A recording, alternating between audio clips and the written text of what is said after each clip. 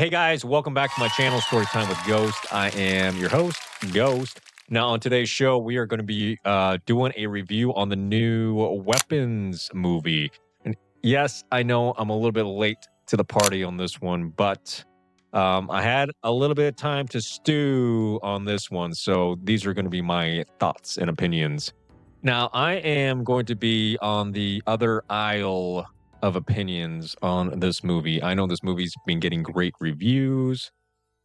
People are loving it. Yeah, it's got like I think a 90% on Rotten Tomatoes. Yeah, this is a good little horror movie that everybody seems to like, except for moi, yours truly. So there's just a few things that I have questions about, and I'm not particularly too satisfied with some of the conclusions that happen in the movie. I was led, or I believed naively by the trailers and by the premise that this is going to be very, very creepy, very interesting. Now you got a bunch of children in a classroom. They're all going to disappear on one night at exactly 2:17 in the morning to never to be seen again. And it only happens in this one particular classroom from this one teacher. And now, because of these missing children, she is now getting blamed for their disappearance for some reason. Okay. So I'm going to go through all the good things that I like, all the bad things that I like, and then more importantly, though, I'm going to be going through all the questions and WTF moments that just left me kind of going, hey, what is the deal? This is not why I paid my hard-earned cash to go see. I expected some sort of um well, some story, maybe a little bit more lore, maybe more substance. I mean, there's some good acting in here as well from, some of the cast of characters. And here's the other thing I was going to let you guys know. Now, if you did want a review about how good this movie is, I'm sorry, this is not going to be for you. Okay, this video is primarily going to be about the questions that I had when I left the theater. And I felt very, very unsatisfied, disappointed. And now, just to start off with, I did kind of go over the plot. I'm sure you guys know exactly what this movie's about, but just in case you don't, it's about a class mysteriously vanishes on the same night, exactly the same time, which is 2:17. And essentially, the community is left questioning where these children just disappeared to. And essentially, that's what this movie is about, trying to unravel the mystery of these missing children. Now, these are going to be your main cast of characters. It's going to be the teacher, played by Julia Garner. You have one of the parents of the missing children, played by Josh Brolin, also known as Thanos. And we also have Benedict Wong in here. He plays the principal. His character's name's Marcus. And then we got good old Han Solo, Alden Ehrenreich, and he plays a cop named Paul. And and then some and there's a child in here. What's his kid's name? Carrie Christopher is his name, and he plays Alex, and he does a really good job acting. And this is a younger child actor, but he does a really good job in those scenes where he is pretending to be terrified and scared, even though it is, all fake and things, but he does a great job acting. Now, I did enjoy the cinematography. I did like how this movie was shot, filmed. It has a great look. I did a little bit of researching, and I did discover that the cinematographer, his name is actually Larkin Sepul. And what's actually kind of cool and shocking to me was that he actually did the cinematography for another movie that I enjoyed a lot. Actually, I like this movie quite a bit, and you guys should all check this out if you have not seen this yet. And it is Everything, Everywhere, All at Once. Great effing movie. Go and see that movie, please. That is so good. But anyways, he was a cinematographer for that movie as well. Okay, so there's some moments in this movie that I'm going to consider them highlights. I'm not gonna really consider them like favorite moments, but these are like the moments, the shocking moments that kind of resonate with you that you can't really get out of your head. Now, I do want to warn you, I will be spoiling the crap out of this movie. Everything I'm going to be talking about right now is going to be all spoilers. So if you have not seen this movie, go see it. A lot of people are liking it. So if you want to go see it, please go see it. Me, I just came out of the theater very, very, very disappointed. And one of the major reasons why I'm going to go through with a little bit later, but one of the main things in the premise they actually lied about, and I'll get to that here in a moment. But so these are some of my favorite moments highlight. These are some of the shock factor, the the moments where you're just cringing and you just kind of have your eyes closed, like that red wedding moments. And you guys remember the Game of Thrones, those type of shocking moments. So now I have a few of those moments that kind of stuck in my brain a little bit. One was the parents. Okay, so there's a now, if you guys have seen the movie, you know exactly what I'm talking about. You have the parents of that child, Alex, and Alex was the only kid that did not disappear. And there's a reason for that.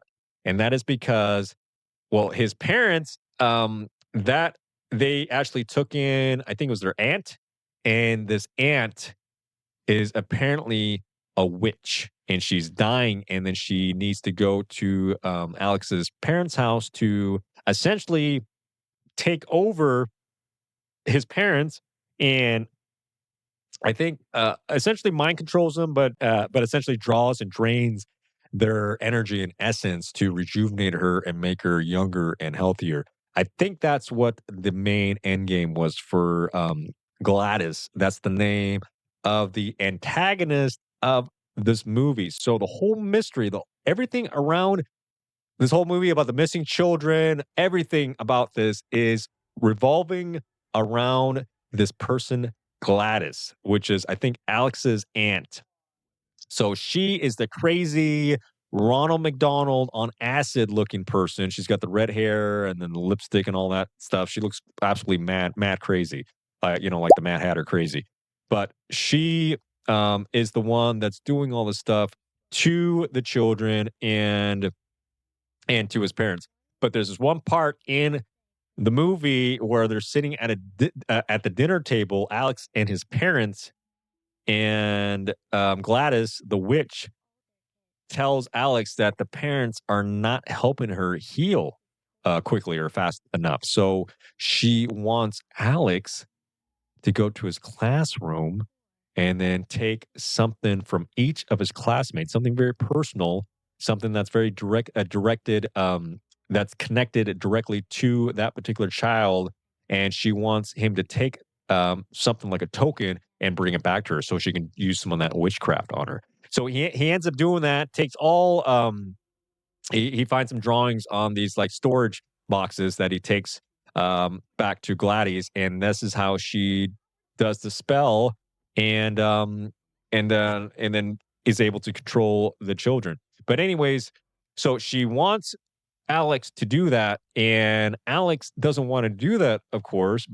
So this is what Gladys does. So in this shocking scene, and it is in the trailer, and you see it where you see the lady stabbing herself in the face with a fork. So that was one of the scenes that were in there that was just totally like, I had to kind of cover my eyes a little bit because it's very, very disturbing, very graphic, and they were just doing it for quite a long time, both the mom and the dad, and and then Gladys tells young Alex and says, listen, if you do not do what I tell you to do, then I can essentially make your parents eat each other if I really wanted to. And so Alex was like, okay, well, I guess I have no choice then. So then he gets all the little drawings, the little tokens from each of his classmates and brings it back to Gladys. This is the big mystery. So Gladys is the one that's behind all of this. Okay, so there's that part in, the movie where they're just sitting around the table. That was very, very shocking, like I said. And then there's this other part where Han Solo, Alden Ehrenreich, um, there's a part where he's, in, like, a struggle and with Justine, the teacher, and then if you guys remember, she had the potato peeler and peeled his face with it. That was gruesome. And then there's that other scene with, Wong and his husband and Gladys. When Gladys showed up at their house and essentially barged in there and asked for a bowl of water, and then she did her little stick thing and put some of her blood in there, and then she ended up controlling Benedict Wong, and he ended up headbutting his husband to death, and that scene, which is absolutely gruesome. I mean, that was just brutal beyond measure. But that was I mean, that's just what this movie is really about, just gruesome, brutal scenes like that. So, yeah, I mean, if you like that kind of thing, you'll probably like this. Now, and then the last thing I was gonna mention too, I mean, there's so many moments in here that I'm just, forgetting or not mentioning right now.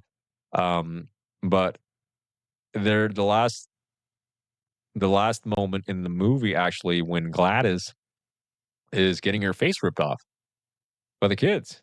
I mean, that at the end there, I mean, that's also revealed in the trailer. I mean, that's the shot with, the hands around that person's face just pulling it apart. I mean, that's essentially the end of the movie, and that the children they do get revenge on the person that made them do all these things. But in the movie, it doesn't really show what the children really did. They just kind of hung out in a basement the entire time. So now, okay, so those are kind of the moments um, I felt that there were just really standout moments in the movie. Now, we're going to ignore all that. Okay, we're going to move away from that. Now we're going to go into the WTF questions part of the show. And now I got a lot of questions about this movie. Okay, and I'm going to say the best one for the end though, the best one. So stay tuned for that. So yeah, this is my issue with the movie.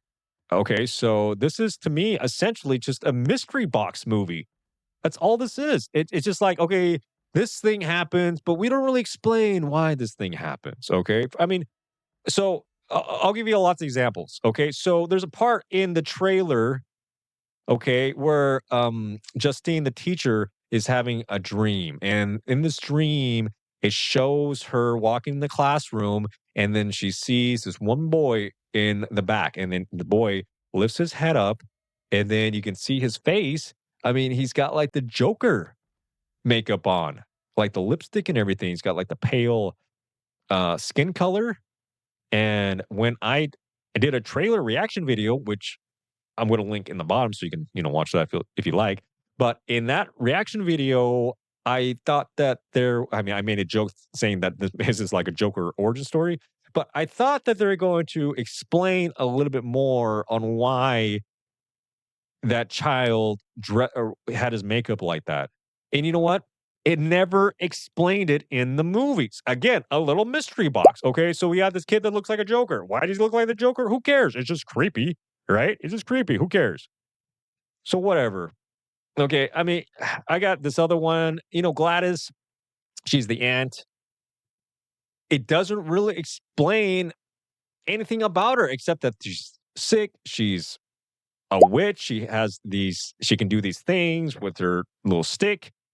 But other than that, though, we don't really know her motive other than she needs people in order to keep her young. So essentially she's like a vampire in a way. So she's taking other people's energy, taking that, absorbing it, and essentially um making her youthful again. Kind of like in that one movie, was that Stardust with Michelle Pfeiffer, and was Claire Danes in that? Stardust. Same deal.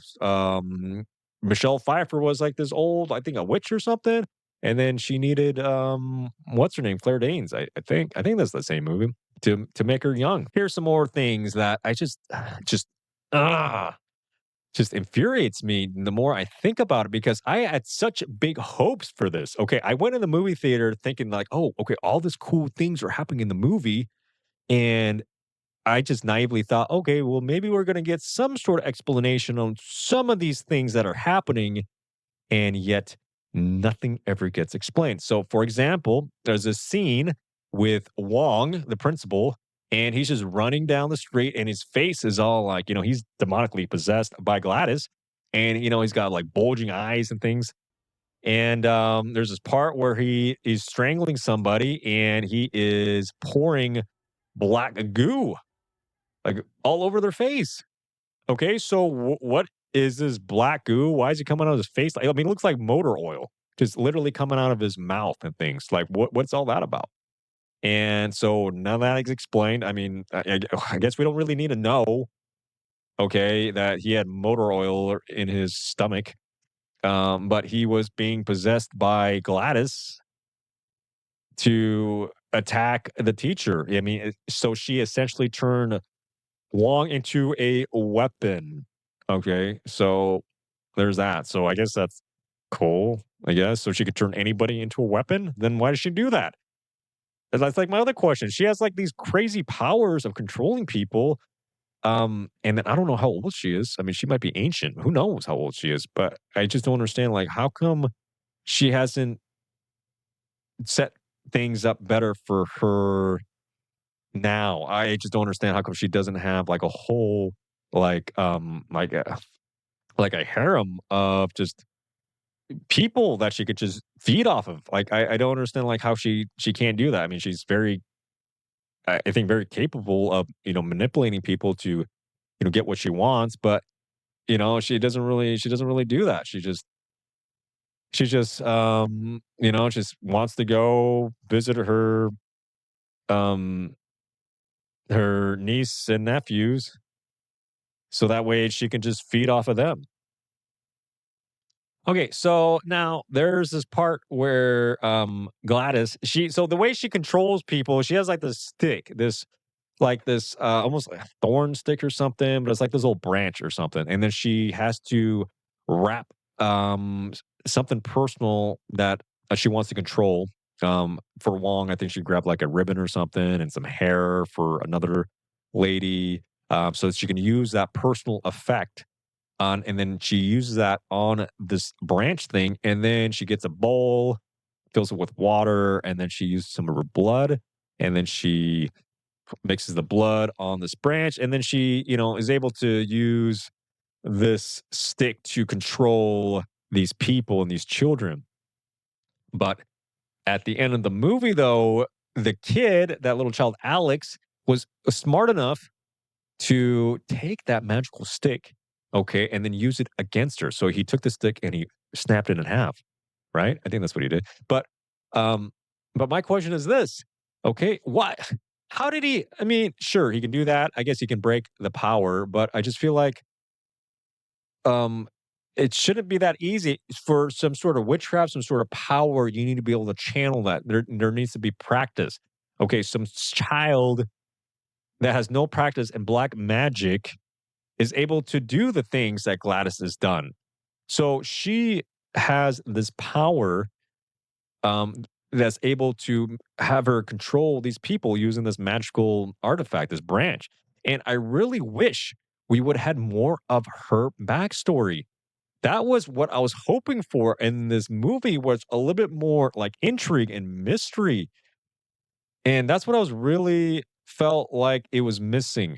This other thing that just really aggravates me. So all these children, they leave around 2:17 in the morning. Okay, they all leave at 2:17 in the morning, except for one child, which I do admit in the trailer they did a great job. I'm not revealing that little spoiler, but yes, all like I think 17 kids except 18 kids except for one. So 17 kids left except for one, which is Alex. He's the only kid that did not leave because he's the one that got the other kids to leave. So of course not. Of course he wasn't the one that disappeared. All the kids left at 2:17. Now, does the movie explain why the kids are leaving at 2:17, or what particular why that particular time is so relevant for this spell to work? I mean, I was hoping there was a little bit more mystery and intrigue on why the time 2:17 was so important. I mean, that it is part of the premise and is also part of the intrigue. So again, I thought they were going to explain that. I thought they were going to explain or at least kind of mention a little bit on what was so important about that time. I mean, as far as like, I did look up like the witching hour. I mean, the witching hour is right around 3. So is that the reason why 2:17 is the time for these kids to all of a sudden disappear and run out of the house? I mean, I would just like to have some sort of acknowledgement on why that was the case. Okay. Again, another mystery box. Okay. Yeah, it's a mystery, but who cares, right? It's a mystery. So no, no, I'm not happy about that. Now, what's the other thing? Okay. So again, this is another stupid thing. Okay. So now all the kids are running around. Okay. And they're all running around like this. Okay. All running around like this in the middle of the night, which is fine. But guess what? How come nobody, not one single soul, one witness, and somebody driving in a car on a bicycle? I know it's late. I get it. It's 2:17. Who's going to be up at 2:17? You're right. Okay. No one is going to be up at 2:17. But you would think a car, somebody would see all these kids running around, doing this at night. You would think that.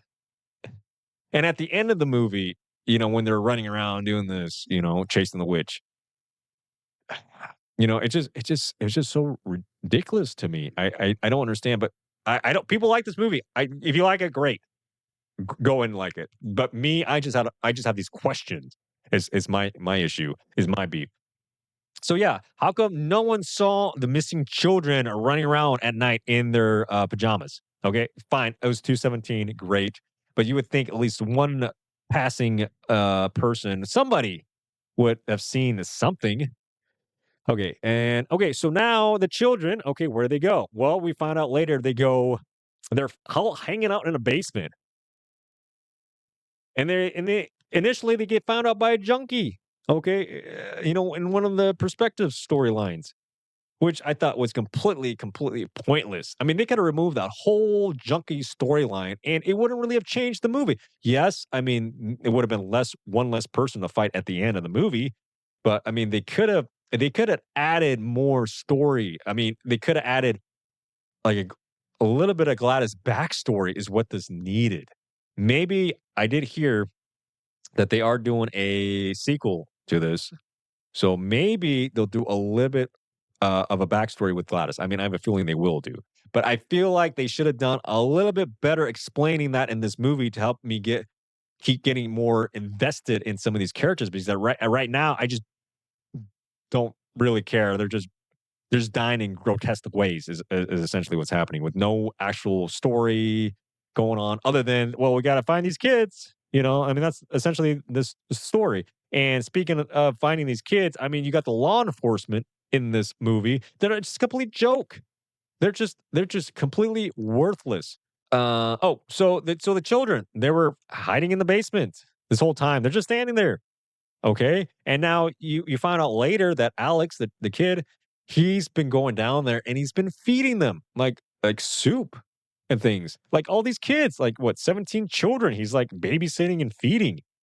Like if okay, so if they need to eat, I mean, would it be fair to assume that would need to go have bathroom breaks?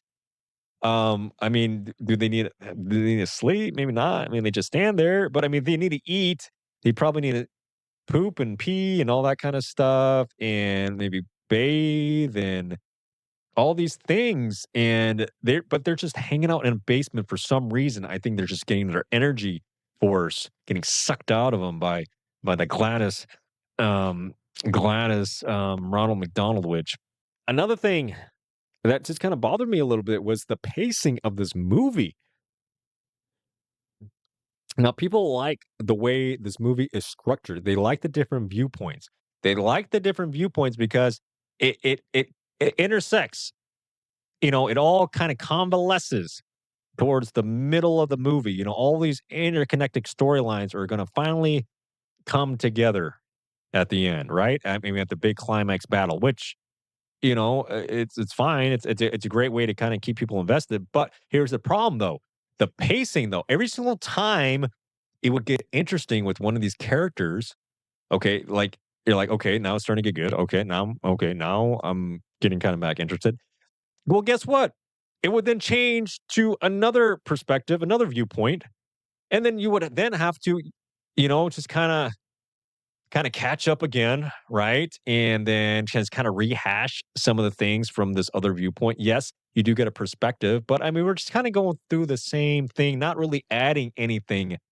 Yes, it is just essentially what we're building up to is finding out where these kids are, which happens to be at Alex's parents' house in the basement.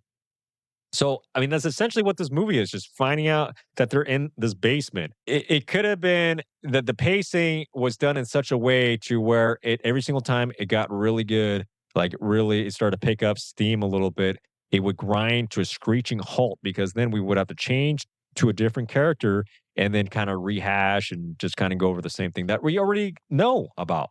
So this one is at the end.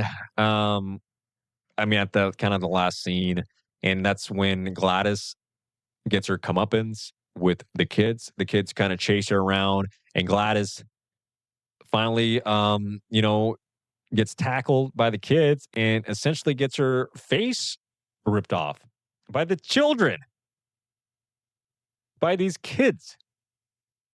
And I just think like, okay, so these kids have like what superhuman strength to literally rip apart somebody's jaw and open up their just essentially break their mouth and rip apart all their flesh from their face. I mean, these are like children. Like, how do they have the strength to do all this? I mean, I get it, they're possessed.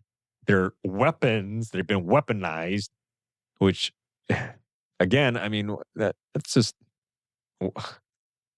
I don't know. It's the mystery box. Okay, they're turned to weapons for what purpose? Okay, well, we don't know. It's a mystery, right? Okay, I mean, and then there's the story with the boy Alex. I mean, his parents are gone. I mean, the principal Wong is trying to unravel the mystery on where his parents. I mean, I guess they haven't been seen in a while, and this initiates Gladys to come visit Wong, and then that's how she gets one of his personal uh effects and is able to do a spell on him because of that. But yeah, so the parents were missing, and so this boy was just kind of going to the store, buying all the soup by himself, and walking back to his house to so he can feed his parents this Campbell's soup, and then the children downstairs, you got to feed the soup. I mean, it's just so ridiculous. Like, I don't understand like why no one's like calling this out. Like, I don't understand. Like, but I mean, people like it. Okay, so again, I did mention this, the junkie cop storyline with Alden Ehrenreich. I mean, he's chasing the junkie around, he gets stabbed in the face with a syringe, all this stuff. And what's the point of all this really? Okay. Yeah, the point is the junkie finds the house with the kids, and then he goes back to the police station to get the reward. And then that's when Alden Ehrenreich chases him down and this and that. But it's just so like it's boring. I don't care about any of that. All I care about is like what is the mystery with like this witch and her powers? Like how could she do this? Where's she from? And are there's others like her? Like how old is she? Like this is what I was really intrigued about is like that those storylines. Like I don't care about this junkie. Who cares about that? And then he goes, breaks in their house to steal some things, and he sees Alex's parents sitting on the couch, and then he stops because he sees them, and he's like freaks out. And then he noticed like they don't really respond when he waves, and then he's like, okay, I'm just gonna go ahead and steal anyway, which I guess a junkie would do, but it's whatever. I mean, yeah, that was cool. Okay, so I did talk about this. The witch backstory would have been great. Maybe flashbacks, whatever, something, just something to give me a little bit more depth, a little bit more backstory, characterization on this Gladys person. All we know of her is she's a relative to Alex and his parents, and she's sick, and that's it. That's really all we know. And then she wants to do all these things to these people to be young again. That's all we know. That's it. It's dumb. And there's a side story with with the teacher Justine and Alden Ehrenreich. I guess they had some romantic fling and they were at a bar and they're all screwing around and things like. I don't care. I'm sorry, I just don't care about that. Okay, when I watched the trailer, none of that was really portrayed in the trailer. It was just about the kids and like this crazy, disturbing, creepy things about this movie. That's the stuff I want to know about. I don't care about this teacher that has all these issues and does these things inappropriately. I don't care about any of that stuff because that's not what I came here to watch. So that thing was completely boring and meaningless. Okay, so now we're back to the kids. Okay, so there's a part in the trailer again where you see the kids jumping through windows of this home alone looking house. They're jumping through windows, these kids, and like in these pajamas. And yet they don't, it doesn't really show them get hurt or injured. I mean, they're going through glass, hard, thick glass, like it was, like it was nothing. And they should have been, cut up and bleeding and things like that. But there's no mention, no acknowledgement about any of that. So again, a mystery box. Okay, these kids are indestructible for some reason when they're weaponized. So dumb. It's dumb. I don't know why they run around like this. I mean, that's dumb too. I mean, like, cool. I mean, if there's a reason why, yeah, cool. I mean, give me something, but just to do this, just cause. I mean, how come they're not doing this? How come they're not doing this while they're running? What the fuck?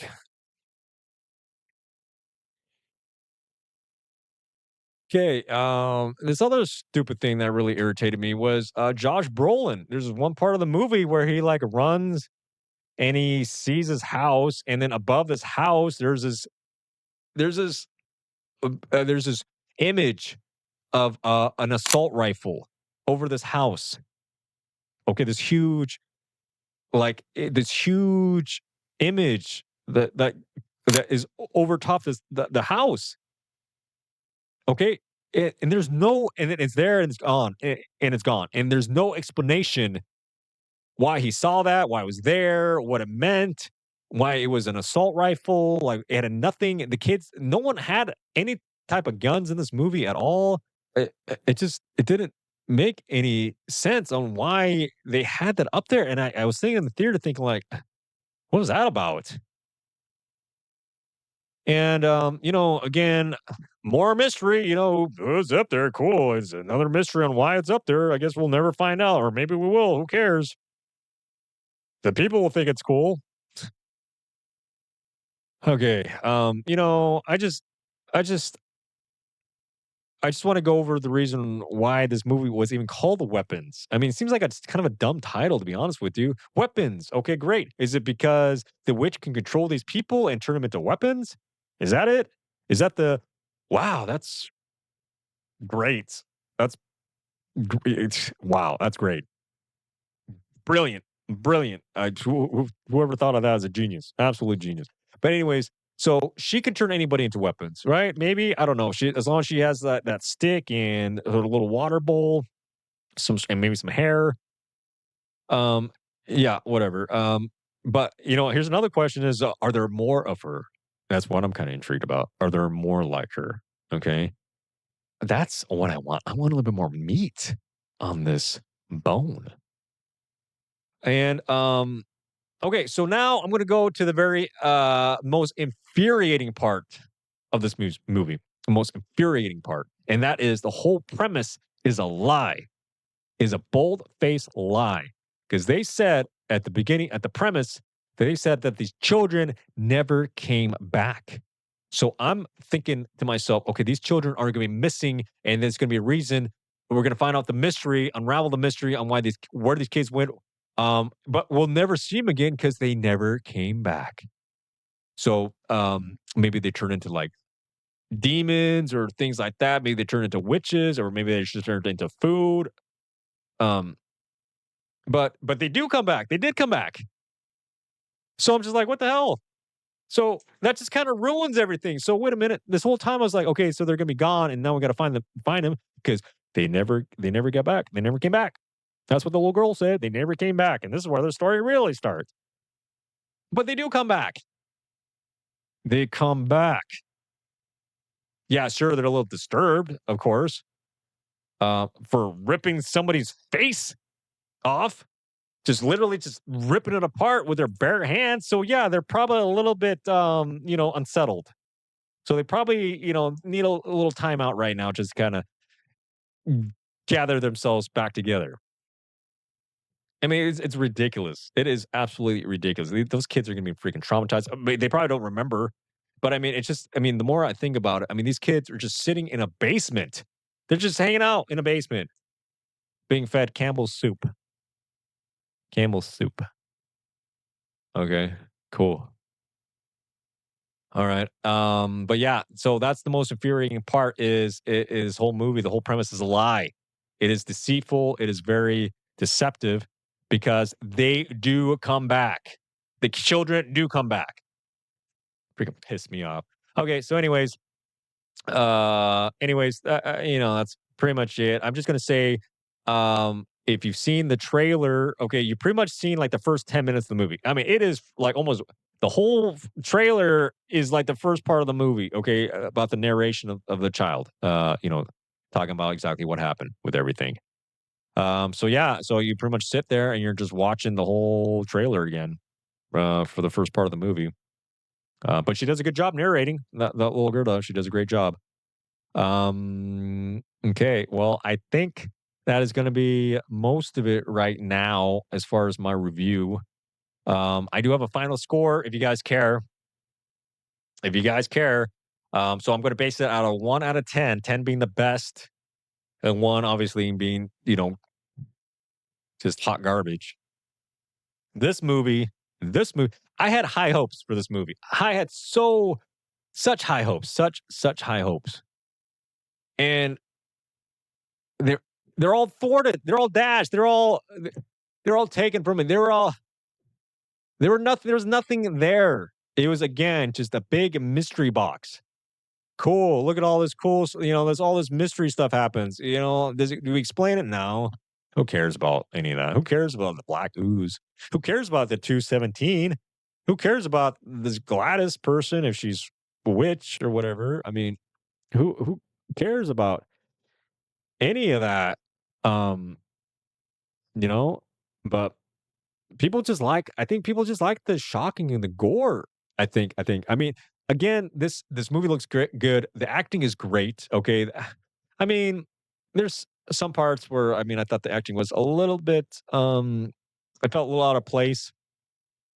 I think in the moment with Justine and Josh Brolin at the gas station, with Wong charging Adam as a weapon. I mean, sure, her acting was good there, but I remember there's just one part where I just felt like, sure, her her reaction when Wong was there just seemed a little bit off to me. Like I would have been more freaked out, I think, if I was her. But then everybody's different. Okay, so anyways, my final score. Okay, because I had such high hopes, such big expectations because of the trailer, because of the mystery, because of how creepy it was. Because I did do a breakdown and I did notice all the little cool things, like the Joker kid, which again, whatever. Why does he look like that? So stupid. But anyways, because of my high expectations and how I was severely disappointed, I, I got to go 4 out of 10. I was going to give it a 5. Okay, but then the more I was thinking about it, the less, the lower the score is going to go. So a final verdict, final score, 4 out of 10. All right, and that was my review. Hope you guys like it. If you haven't subscribed, please do so. Thanks again for watching. I'll see you guys again next time. Bye bye.